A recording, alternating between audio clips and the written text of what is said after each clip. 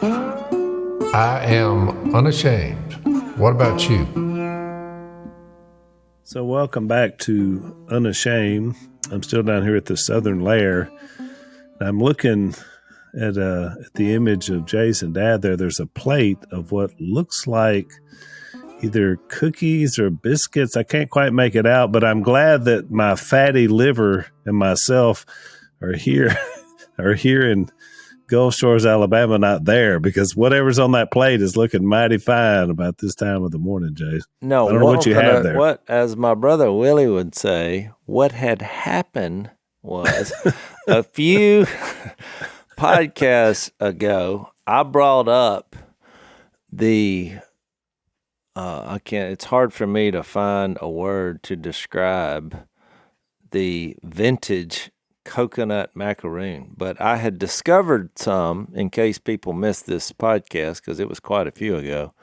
I discovered some at a Dollar General in Tennessee.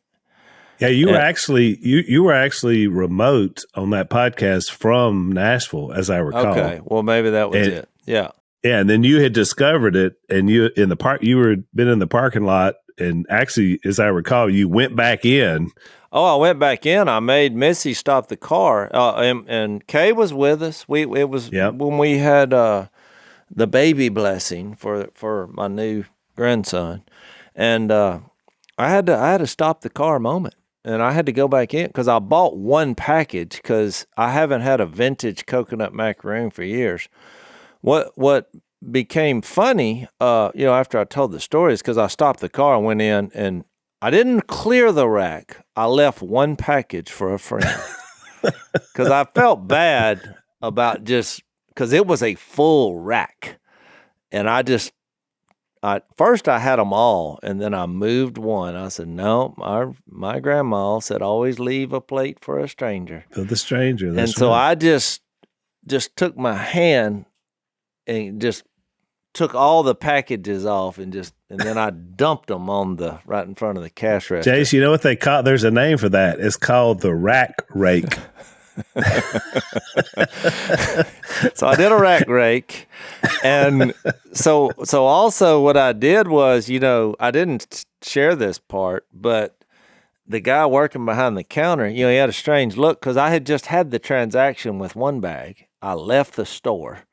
I now come back. It was almost like he was looking like, is he doing something illegal? Or because it seemed weird. Yeah. And I said, they were that good. And I said, but I left one package back there if you want to try it. I said, or you can just wait for a customer. But if I were you, I would go take that. It's $1. But anyway. So I tell that story, and so Al, your daughter, and I had no idea this was going to happen. I showed up and saw this plate on what seems to be coconut macaroons, but my first thought was, because your daughter, she made these. She didn't buy these in a store. Oh, these are homemade. These are homemade. So I'd like to try one on the way out.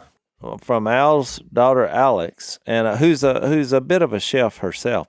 Yeah, she's a pastry chef. And so now she knows in our family it's okay to have constructive criticism. So I have never tasted what I'm fixing to taste. We're going to do a taste test, but there's also another storyline that has emerged here, because when I shared that story in Tennessee, well, Phil for some reason has displaced the memory of the coconut macaroon, because he was like, I don't even know if I've ever had one. But you introduced these to me when I was a kid. They used to come in a different package, and they were a lot bigger than this, a lot flatter. Now, the ones I got in Dollar General actually looked like a little smaller version of this. Right. But so we want to try to jog your memory. You don't remember these, Phil? No. We're trying to, I feel like we're doing some kind of. I was the same way. So, Jase, you were in Tennessee when you were telling us this, and then I look over at Dad. I was in your chair, and I said, yeah, Dad, Dad, you remember coconut macaroons? Dad said, what? And Phil, you introduced this to our family. His love for the macaroons is why we fell in love with the Now, we're macaroon. going back 40 years. Oh, well, I know. way back. I don't know why I wouldn't have thought of that. Well, Phil, I've never forgotten them because once I haven't tasted either. one. You remember 40 years ago when you got into the macaroons? Yeah. No, Yep. I don't So, remember. Jace, since another storyline, since you talked about it on the podcast, because Unashamed Nation is right with us, so I've gotten many pictures and of boxes of things from everywhere, Cracker Barrel. Yeah. So a lot of Unashamed Nation. So I had to do a little research myself. There's a difference between the macaron 1.0 and the macaroon. Yeah, because I've gotten a bunch of pictures of the macaron, which is the little flat cookie. No, that is not what we're at. If it's hard, if there's a that's not what we're discussing. The coconut macaroon is this soft. demands the grinding of the teeth. No, this is soft. Oh yeah, and chewy and fluffy, and there's some moisture in the. It's not a cookie. It's more like a coconut cake that has been baked, but it has a softness to it. So.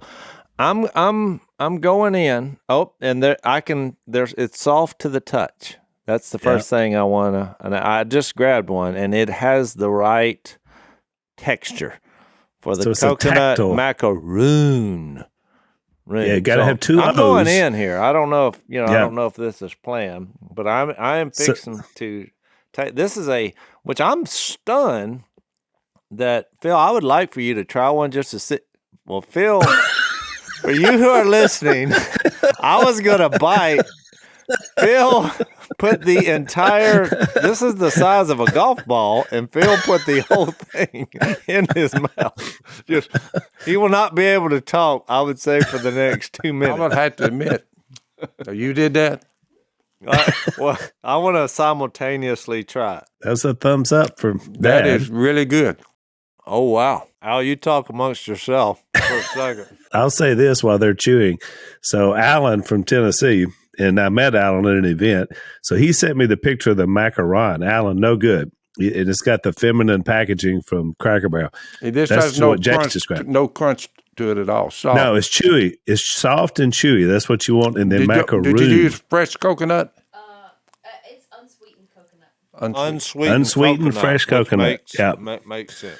And I don't know if Mom ever made them homemade, but I remember she probably did, because I remember eating them a lot when we were younger. Now that we've jogged Dad's memory, Dad used to love them. Yeah. And Mom used to buy them everywhere. Well, I see why now. They're really good. Does that not?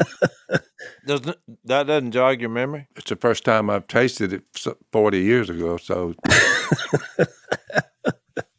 right here on Unashamed, we have gone back into the reaches of Dad's mind to bring forward the coconut macaroon, which is a fantastic dessert.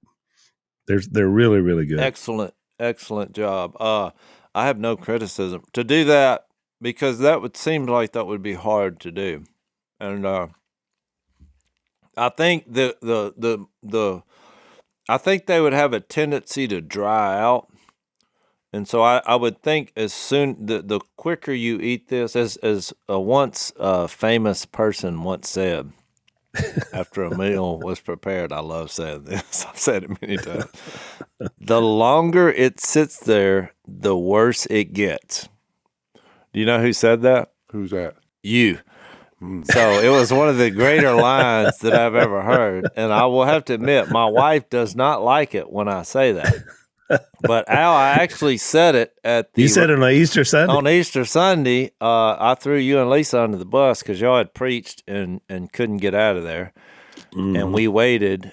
They said it was going to be 20 minutes, but it was more like 40 for them to cook the macaroni and cheese. Waiting on the mac and cheese. I finally just looked around and said what everybody was thinking. The longer this sits here, the worse it gets. Which was a Phil line from But way it didn't back. work. We actually had to wait. No, I think you've hit it. You've captured that, so I'll need to get that recipe. And So for those of you, because now here was the disturbing part. Evidently, that the Dollar Generals, they don't necessarily all carry the same things. Because they don't have it locally? How long did you leave it in the oven to get it brown like that on? Well, every gas station. 15 minutes. Really? It took 15 minutes to make that? So it's a pretty good dessert, ladies. Well, I don't know why this hadn't made a comeback. I mean, now somebody did, and I bought some at Dollar General, and but that is fantastic. Now, I will say there's one prerequisite to eating these that's pretty obvious, but I just want to throw this out here. You must love coconut. If you don't, because like my wife, she doesn't like the texture of coconut for some reason. Coconut is one of those things that people either love it or hate it. I mean, there's no in between. Wow, that's right up our alley. Yeah, I tend to get that view just toward basic humanity on their feelings toward me. That's right. That's right. It's like Jay's on the podcast. You love him or you hate him. Yep. No, but it's something about a texture thing. And I've always loved coconut, but people that don't love it, it's a texture problem. It's like me and crunchy vegetables. I don't like raw vegetables. But see, I love that, Al, because like Missy, when I bought those, whatever many bags it was, I didn't have to worry about her. Yeah. Because she wasn't going to eat it. Miss Kay, she said, let me try one of those, and she had Lynn there. Lynn said, let me try one of those. And so then they ate one, and then I noticed their hands came out. And so I was like, look, I'm going to give y'all one of these bags to y'all work it out. And so I donated that to the cause. That's really good. That's worth cooking. Oh, it's fantastic. So from start to finish, 15, 20 minutes. I was nervous for you because I am a high critic. I'm a food snob. I'm not denying all this. And but that was fantastic. You captured the essence of the coconut macaroon. And so, yes, it was fantastic. So I looked it up. I think both the macaroon and the macaron, and Alex may know more than me, but both have a French origin, which most desserts are of European origin, which makes sense because so are we. Americans come from Europe as well, but they both come from there, but they're both obviously made quite differently. But this particular dessert is of a chewy, soft. Yeah, that's the one that you was want. it. You don't want the hard crunchy. Those of you, the 10% who watch this instead of just listen, I will not be doing the macarona because that was a dance that I invented after 20 to 30 years. I can't remember the last time I had a soft coconut macaroon, but it caused a dance that I couldn't help. When I walked out of the Dollar General, you were dancing. And Missy said, what are you doing? And I said, it's called the macarona. And so I literally was dancing in public, and I'm not sure the exact moves, so I will not be doing that today.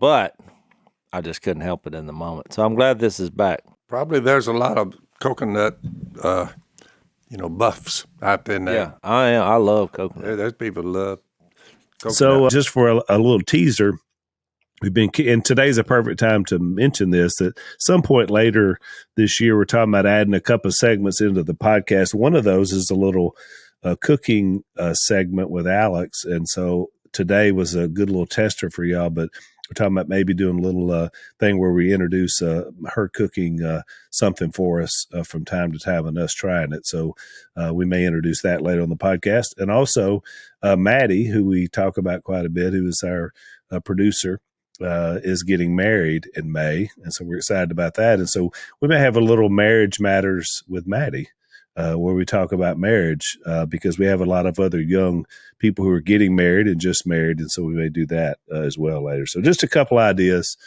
that we'll kick out there for Unashamed Nation to chew on.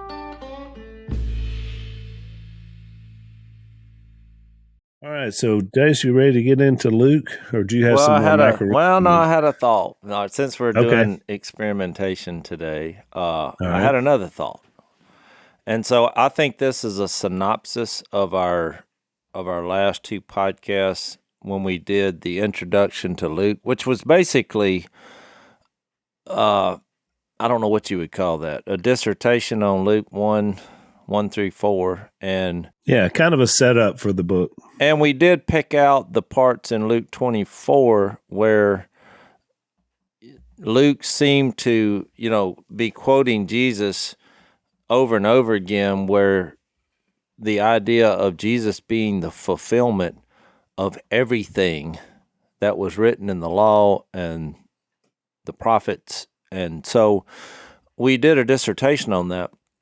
And so what I thought, I just had this thought, why is the Bible called the Bible? Have you ever thought about that, Al? Where did that come from? Why is the Bible called the Bible? I think it's a good question. That's a great question. Never thought about it. Really? I never thought about it. Never thought about the word Bible because I don't know of any other entity that uses that word. No, I know. So that's why I thought about it. So it hit me because now look, my first thought I'm waiting to reveal because I don't think the word Bible is in the Bible. No, it's not. But why is it called the Bible? Well, the Greek word for Bible, biblio, means, you want to take a guess? The truth. Book. Book. And so Bible, the Latin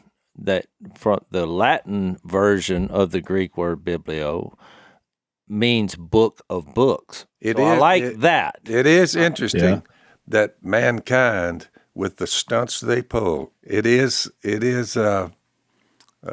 worthy of note that the word Bible has stayed Bible for the last 2,000 years at least. So what I was going to... Probably going all the way back to the Old Testament. So what I was going to propose... No one ever called anything else the Bible that I know of. The book of books. I think people use it as nowadays they'll say that is the Bible of... It's the Bible. Like somebody will write a book on... Let's just, I don't know, off the top of my head. Cooking. Cooking. And then the best book on cooking that people say, they'll say it's the Bible of cooking. Yeah. They do use that as an illustration. I've heard that before. Which only supports the Bible. So. Final word. So what I was going to interject, I have these strange thoughts, most of them in the middle of the night. And so I had this one. I didn't look at what time it was last night when I had this thought, but I woke up in the middle of the night. And I wish we would put under the word Bible the true story of Jesus. Because I noticed something about me. I like movies. Most of the movies I watch are true stories. So if I'm looking at a movie, Missy and I have a movie night once every couple weeks. And so I'm looking for true stories. I want to watch things that actually happen. I'm kind of, maybe it's my age, I don't know. I'm past the, Well, I will, to help your feelings a little bit. Yeah. As compared to what is run on various outlets of all kinds, movies, this, that, and other. In other words, it's pretty refreshing that something, most people, their hand is moving. They're nervous if they're going to start reading the Bible and do what it says. They don't say, I think I'll go get my Bible. No, you've crossed a threshold when you say, I think it's time for my Bible reading. Yeah. You're like, yeah. I don't know why that's funny, but that strikes me as funny.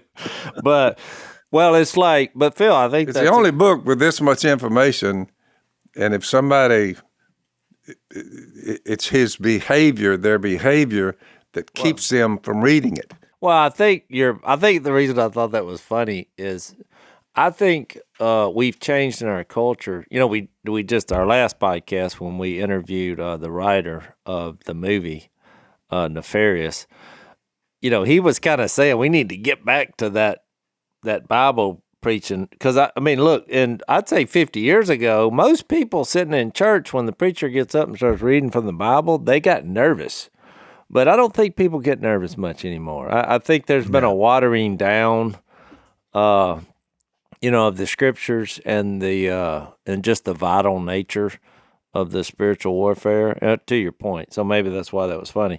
But I had this thought in the middle of the night that I wish under the word Bible, because I had a theory that if I asked y'all where the Bible came from, that you wouldn't know, because it was something I hadn't really thought about either. It's mentioned the Word of God.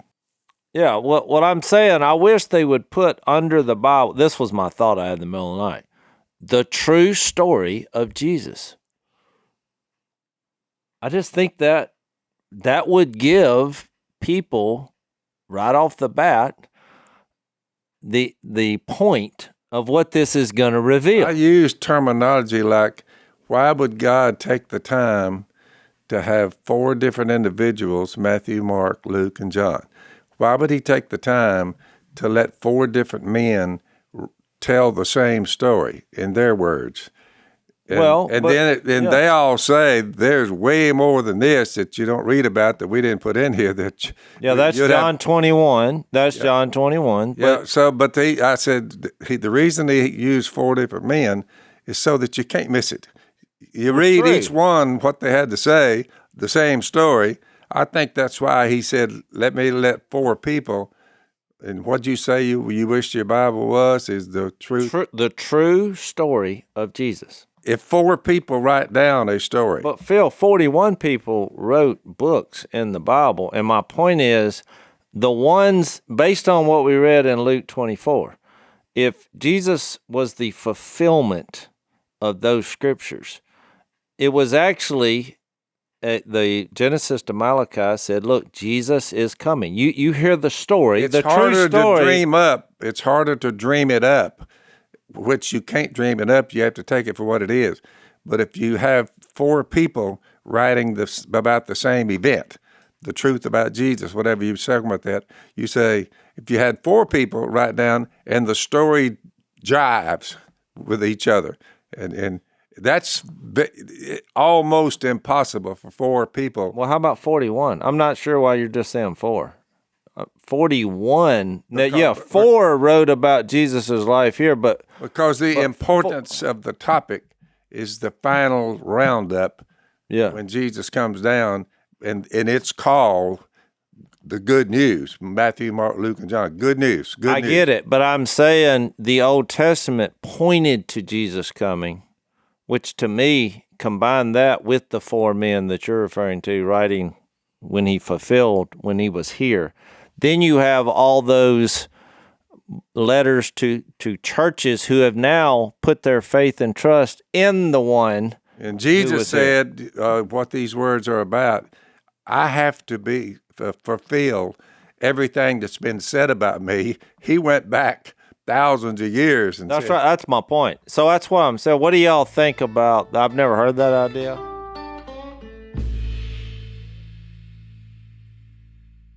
Most people, the first time it was ever called the Holy Bible, which I guess if you were looking back to original terms would have been a set-apart book of books.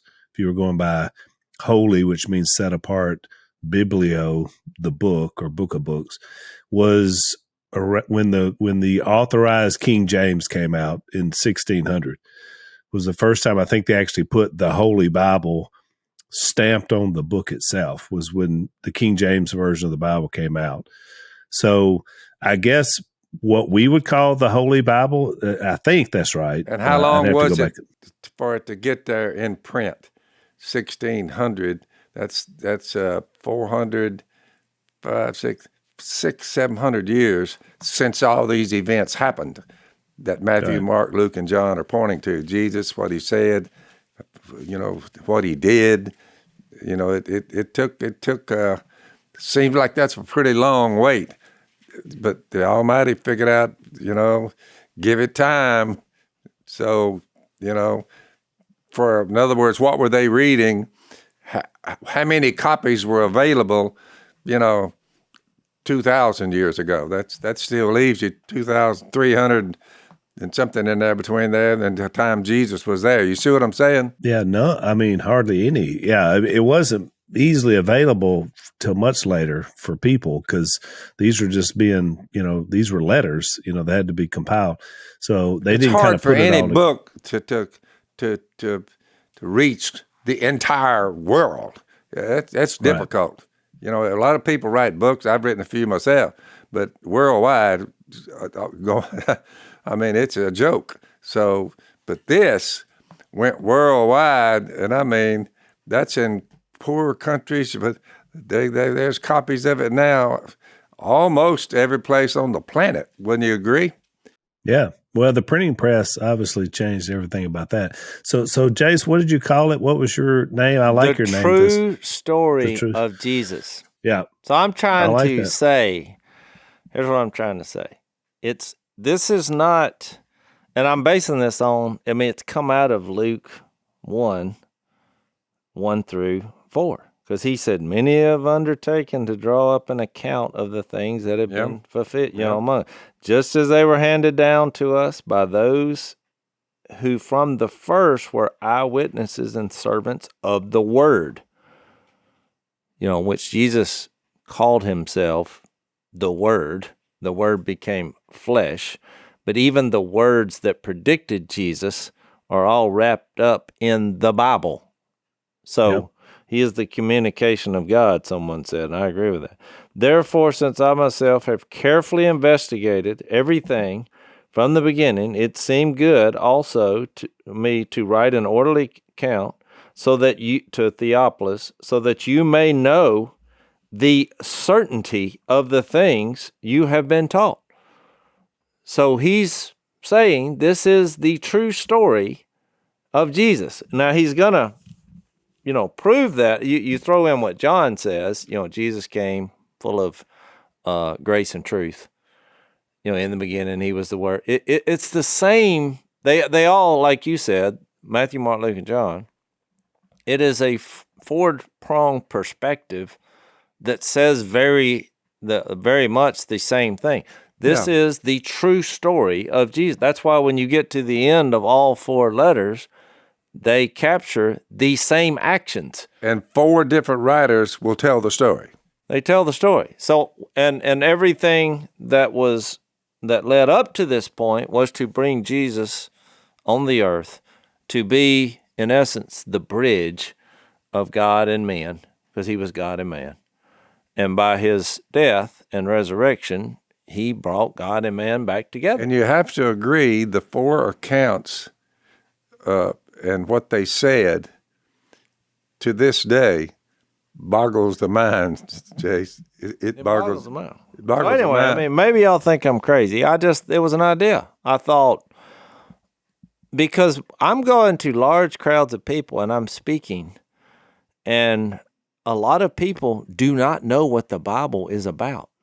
They think it's a rule book. They think it's fairy tales. They think it's a legend. They think it's a compilation of myths. They don't know the point of the Bible. And I was just trying to put that, how people, they'll put a title and then they'll kind of sum it up.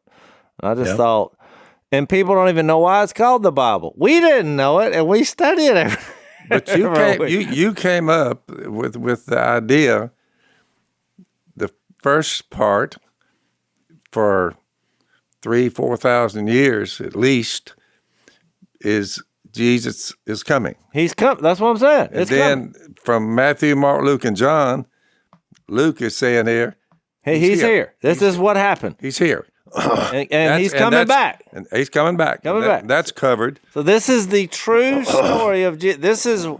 This is where he was, what he did, and where he is now, what he's doing now. It's all wrapped up in it's the true story of Jesus. And you will conclude at the end of the book that Jesus is alive and well, and he is at the right hand of God, and he is coming back. I mean, this is the revelation of Jesus, and it's true. Yeah. This is based on eyewitnesses. Oh, it's a mystery discovered and identified and explained. The mystery of the gospel. Yeah. So let's push this through. I agree, and agree also that even from Genesis to Malachi, as we talked about in the last podcast that we talked about Luke, is basically once we studied Hebrews, if you take Hebrews and compare it to the entire Old Testament, as we talked about, it's just basically about Jesus in preparation of him coming. I mean, the whole thing. Yeah. So once you understand that, it takes out a lot of the mystery of the Old Testament, like, oh, what is all this history and these kings and the prophets and the... Well, that's where I was getting. Then I think people would hang on a little longer. They're like, well, this is the true story of Jesus is how, God himself chose to be revealed to us. So every word... But I wouldn't want to question God about how much information he would allow and where he would put the information and how he would put it. Jesus is coming, Jesus is here. Yeah, but we put Bible on there. Somebody put that. I don't even know who put that on there. I'm like, if we're going to put something on there, well, if King James put the word Bible, I'm saying why not put the true story of Jesus? Yep. Yeah. Fair point. Because there's no other book like the Bible. It is the book of the Bibles. So the is an important word. Story, because it is a story. He's given an account. That's when you look up, when he said many have undertaken to draw up an account, the story of the things that have been fulfilled. It is a story. Yep. This is what happened. There was a garden, and I'm going all the way back. Yeah, and it's carefully tied into whatever happened in the past. It's carefully... Exactly. It's not a rule book. No. Now, there are rules and teachings in it, but it's a story that's true, and it's about Jesus. And you got phrases that prove it. The light we went through, I am, the light of the world. He's the final word on everything. I mean, all right. And what is darkness? It's where in the beginning was the Word. The Word was with God. And the Word was God. Who's the Word? Yeah. Oh, it's Jesus. Yeah. Yeah. So, we got bogged down in that. I didn't know we was going to have that big a problem. I mean, no, I think it's really good. Let's take another break.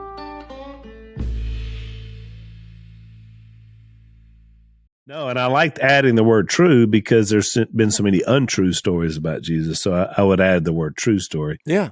Well, this is like history. That's right. What I'm saying. That's Luke's Yeah, people point. who write about what the Bible says, and you're trying to get them to start with the story of Jesus, the true story of Jesus. Yeah, true has to be there. Because he said, I am the truth. Yeah, and everybody that writes down an addition to what it says, you can start reading that. You're like, no. No.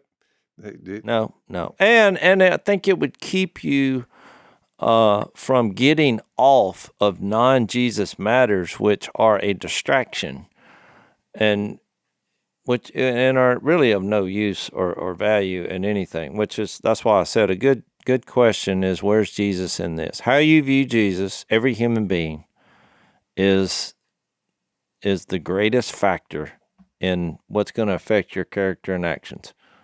Good or bad, right or wrong. If you look at him and say, how many times have we said, who is the guy who coined the phrase, you either conclude when it comes to Jesus, in your view, he was either a liar, a lunatic, or Lord.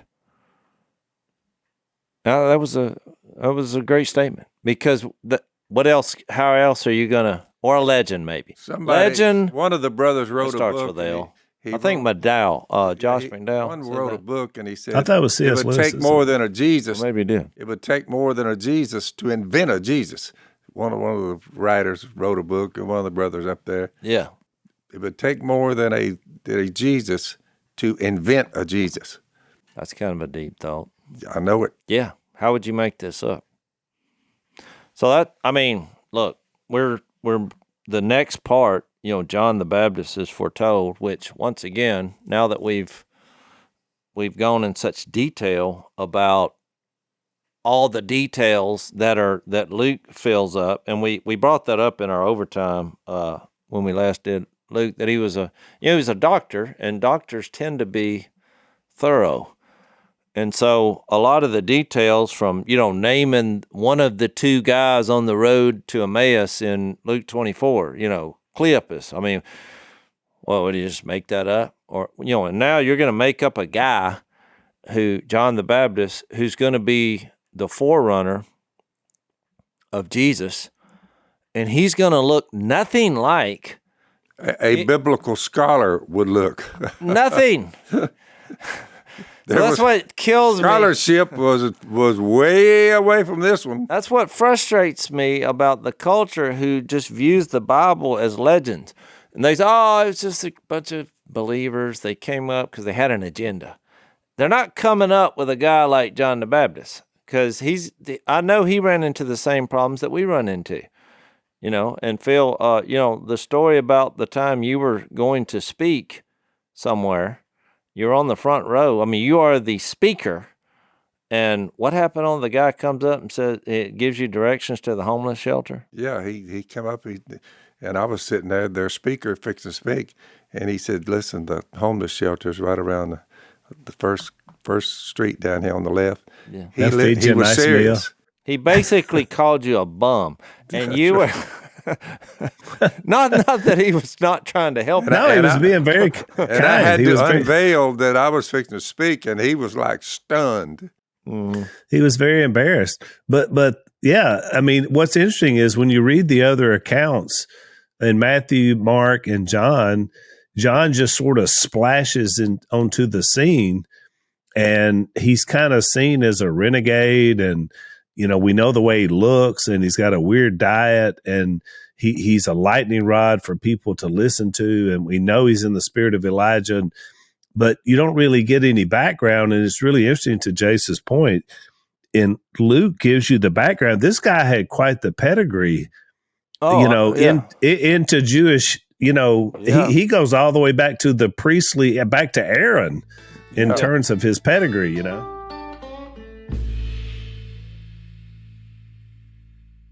So in verse 5, it says, in the time of Herod, king of Judea, there was a priest named Zechariah who belonged to the priestly division of Abijah.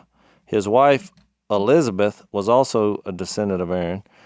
So we're talking a solid couple here. Both of them. And we're talking about and that's the beginning of the priesthood. Yeah. Just so you get the pedigree. I mean, Aaron was the original priest of Israel. So this is all the way back to the beginning with Moses.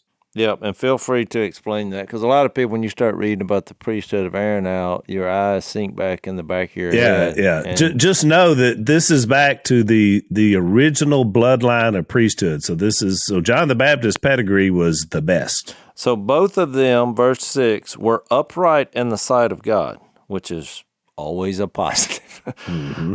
Observing all the Lord's commands and regulations blamelessly. Now, probably because people read that, they're like, oh, were they perfect? But they were blameless in that these were solid people. They were getting it way more right than they were wrong. And the group that they were with, the group was not that large.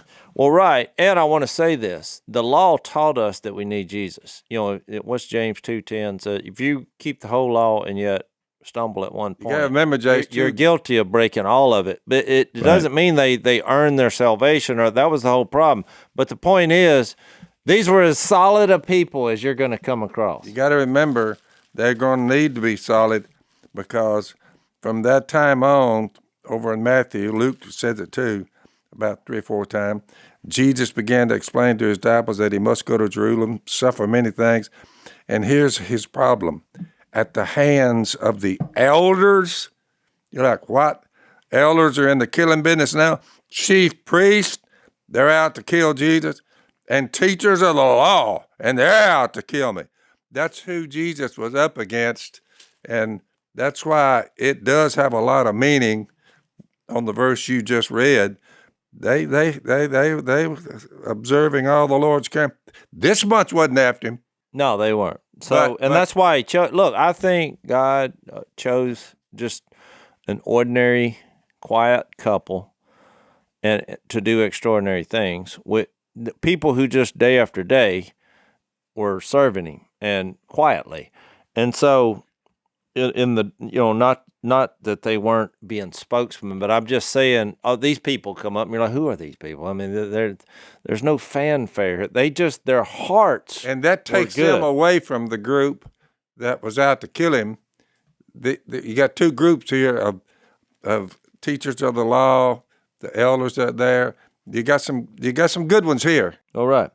So verse 7, but they had no children because Elizabeth was barren, and they were both well along in years. Once, when Zechariah's division was on duty, he was serving as priest before God. Now, Al, you want to talk about what exactly that? So what would he be doing? If you wanted to, if you were interested, for those of you that are interested in that, if you would go to 1 Chronicles 24, you could do a deep dive. They would rotate through these different divisions to be on duty, and especially during high times. And that was one of these high times that's being described here, when you needed more priests because you had more people there to make sacrifice. So that's all I was talking about. So, he's rotating through. So just imagine like you had extra shifts if you were at a work situation. So that's what we're talking about. So verse 9, he was chosen by Lot, which I always find fascinating, which I wish we would bring back in some capacity. We should. It's the ultimate in non-favoritism. I said that before. You need another elder. You need another disciple.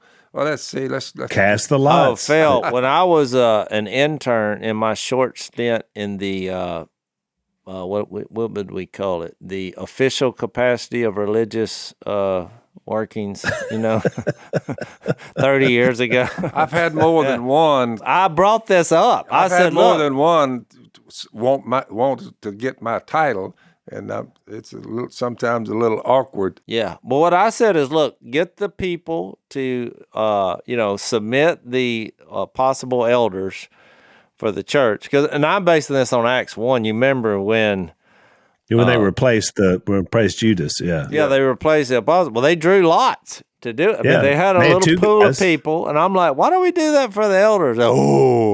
I was quickly removed. I think if you're doing the lots deal, if you got God's hand on it, you're going to come out. But look, they got two qualified men, so it's not like they just didn't go out willy-nilly. That's what I said. They got two qualified guys. I'm not saying open the Bible, to a page and say, I wasn't, but I was like, once you get all the people, then just cast lots. That's right. Let's just leave it, up. They're like, what are you promoting, gambling? I'm like, they did this back there. Here's another case of where they did this. Of course, this was pre Jesus death, burial, resurrection. So I don't know. So he was chosen by Lot according to the custom of the priesthood to go into the temple of the Lord and burn incense. And when the time for the burning of incense came, all the assembled worshippers were praying outside. Then an angel of the Lord appeared to him, standing at the right side of the altar of incense. Boy, this is quite the scene here. So when Zechariah saw him, he was startled and was gripped with fear. Once again, another fearful angel sighting. Nobody was ever glad to see these guys, by the way. No, and it's so crazy that you believe it. Here's a religious guy. He's a priest. He believes in God. He believes in angels. And all of a sudden you see what you believe in. And it's terrifying. Absolutely. I use this illustration in my speeches about when Jesus comes back, on how you're going to be, because the 1 Thessalonians 5:4 says that this day shouldn't surprise you. Because I guarantee you, when people see Jesus come back, there's going to be a lot of fear and panic, and just even from people who are said believers. That's right. Yeah. So, and Al, you're right. So I think we need to think about the reality of this. Even when we talked about that movie, the Nefarious and all, we have to really in our minds realize that there are spiritual forces of evil, and there are things that are supposed to be good, like rulers and authorities and all this stuff, that the evil world has taken over in some cases. Ransacked. Yeah. And even in some countries on this globe where there's just absolutely no presence of God, and they're like spiritual dark force strongholds, this is a reality, and I think we have to keep that on the forefront of our mind so we're not so shocked when things happen, but I'm chasing a rabbit there, but still, so he's startled, gripped with fear, but the angel said, don't be afraid, Zechariah, your prayer has been heard.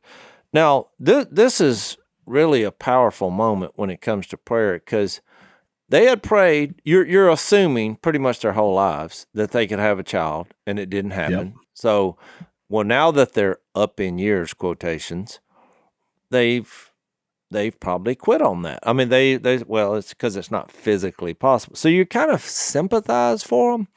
Yep. But you watch how the Lord views this, because he says, your wife Elizabeth will bear you a son, and you are to give him the name John. So this is breaking news of epic proportion We have for breaking news from heaven that is literally slapped him in the face via an angel, said, hey, guess what? This ought to be a time of celebration. Your prayer that you prayed many a time has been heard and delivered. Of course, you know what he's thinking. Well, it's too late. Yeah. Which, So- by the way, John means Yahweh has been gracious. Yeah, the Lord has been great. It's Lord has been crazy. I gracious. actually wrote, I have very few notes, but one of them is John means the Lord is gracious, which is, I had the same idea. So he will be a joy and delight to you. So, I mean, not only are you going to, have a baby, I mean, he's going to be a joy and a delight. You usually don't tie once, because up to now, we don't have a visual of this. Well, what? The visual's not there.